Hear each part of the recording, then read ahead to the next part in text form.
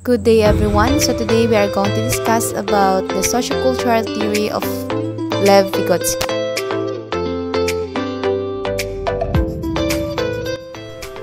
So today we're going to discuss the sociocultural theory. Okay, so first let's discuss what is sociocultural theory.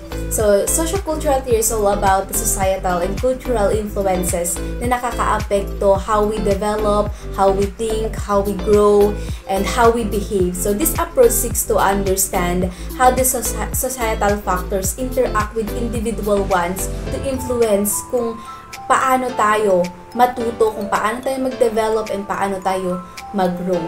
So according to societal perspective, sociocultural perspective, our psychological growth is really guided doon sa mga tao na nasa paligid natin, like our mentors, mga peers, mga teachers natin, with our parents, natututo tayo. But other times, we develop yung our values, our beliefs through interactions with social groups and participating sa mga cultural events. So, doon sa pag-interact natin, natututo tayo, mas lumalawak yung understanding, and mas nag-grow tayo. So, sociocultural theory focuses on how mentors and peers influence individual learning, but also on how yung cultural beliefs and attitudes affect how learning takes place. So, through sa pag-interact natin, natututo tayo. Sabi ko nga, doon sa pag-interact natin, mas lumalawak yung understanding natin, mas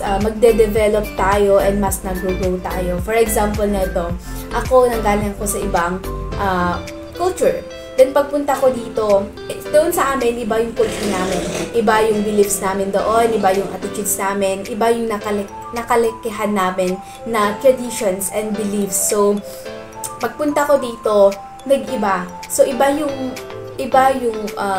culture nila, iba yung belief nila, iba yung paniniwala, yung kinalakihan nila sa kinalakihan ko. But through interactions with them, through socializing, natututo ako and na-adapt ko din yung ibang attitudes nila and beliefs nila, which is nakakatulong din doon sa psychological growth, and nakakatulong din doon sa pag-develop ko sa sarili ko, pag-grow ko as an individual. So, sociocultural theory stresses the role that social interactions plays in our psychological development. So it suggests that human learning is a largely social process, and that our cognitive functions are formed based on our interactions with those people around us, with those who are more skilled than us. So doon na pumapasok yung sinasabi natin na MKO, or the more knowledgeable others. So, yun yung sinasabi ni Lev Vygotsky dito sa sociocultural theory. So, ang MKO, or the more knowledgeable others, is ito yung taong may mas alam o galing kaysa sa taong nag-aaral or dun sa taong nahihirapan. Halimbawa nito is yung kapatid na hindi marunong magbasa. So, ang ginawa is yung kuya, tinuruan ng kanyang kapatid para magbasa. So, ang MKO doon is yung kuya. So, development or isa ito sa mga main concept ni Vygotsky. The zone of personal development is the difference between what a learner can do without help and what they can do with guidance and encouragement from the skills. Ang ibig sabihin lang naman ito ay yung kaibahan na kayang gawin ng isang bata independently, tapos yung kaya niyang gawin na may tumutulong sa kanya. Halimbawa, may isang bata na kaya niyang magbasa ng mga maikling salita kagaya ng bahay, pusa, sasakyan, ganon. Basta yung mga maikling or short words. Pero hindi niya kayang magbasa ng mga sentences. Tapos yung mga short story. Yun yung CPD niya. Yung CPD niya or yung zone of personal development niya ay pwedeng ma-improve sa tulong ni MK or more knowledgeable others. Okay, dito naman tayo sa key features ng CPD. Yung una dito is dynamic and changing. The CPD is not a static space but constantly shifts as a child learns and develops these skills. As a child competence grows, their zone of proximal development also expands and encompasses new challenges. Dito sa dynamic and changing, yung skills ng isang bata ay na-improve or nag-grow based sa kanilang mga natutunan. Example dito is, may isang bata, ang kaya nilang basahin ngayon is mga simple words like baso, bahay, basta ganon yung mga maikli lang. Tapos pagkatapos ng ilang weeks ng pagbabasa, kaya na niyang bumasa ng isang full sentence. Yun po. Tapos second po dito is yung individualized. While children might share the same actual developmental level, their zone of proximal development can differ based on their experience, prior knowledge, and learning style. Dito sa individualized, kahit yung dalawang bata is magkapareho yung developmental level, pero magkaiba sila ng zone of proximal development. Example dito is, si Ana, madalas siyang binabasahan ng kanyang mga magulang ng mga stories. At nasanay na siya sa mga mahabang kwento, gano'n. Tapos si Ben naman is, bihira lang siya magbasa, kaya mas familiar sa mga maikling story lang. Yun po. Dito naman tayo sa pangatlo. Not just a procedure. Successful learning within the CPD involves more than simply teaching child procedure. Open-ended, problem-solving tasks rather than those with a predetermined solution tend to offer richer opportunities for learning within the CPD. Dito sa not just a procedure,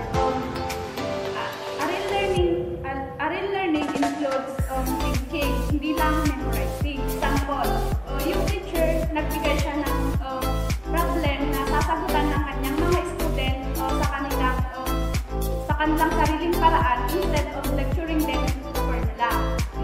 Tapos, number 4, importance of the collaboration.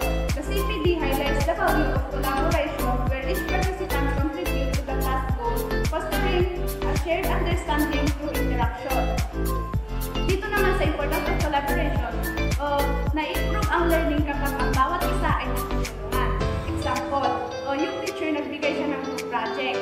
Tapos, yung mga students, nag-share sila ng kanilang mga ideas and sinolve nila yung problems as a team. Ayun po. Scaffolding is an appropriate assistance given by the teacher to assist the learner accomplish a task. Support or assistance that lets the child accomplish a task that he cannot accomplish independently is called scaffolding. Wood et al. 1976 defined scaffolding as a process that enables a child or novice to solve a task or achieve a goal that would be beyond his unassisted effort.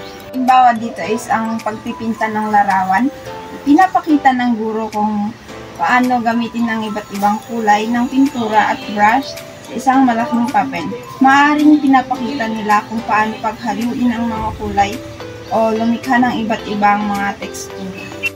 So dito po tayo sa key components of effective scaffolding in learning. Number 1 is intersubjectivity. Intersubjectivity refers to the shared understanding that emerges between a teacher and student when they work together on a task. Ito sa intersubjectivity is yung example nito is yung student and teacher is nagtutulungan na mag-solve ng isang problem. Number 2, contingency. Contingency or responsiveness is paramount. This means the teacher continually assess the learner's understanding and adjust their support accordingly. Dito naman po sa contingency is example nito is yung nahihirapan yung student na mag-solve ng isang math problem. Nag-provide ng mga examples na similar sa problem na sinosolve ng student. Number 3, fading. Fading represent the gradual withdrawal or external support as the learner interaction and knowledge prompting a shift from a rely. Yun naman po sa fading is yung sa pag-solve ng problem ay natuto na yung student. Kaya yung support ng teacher is gradually faded na nag-allow sa student na mag-solve ng mag-isa.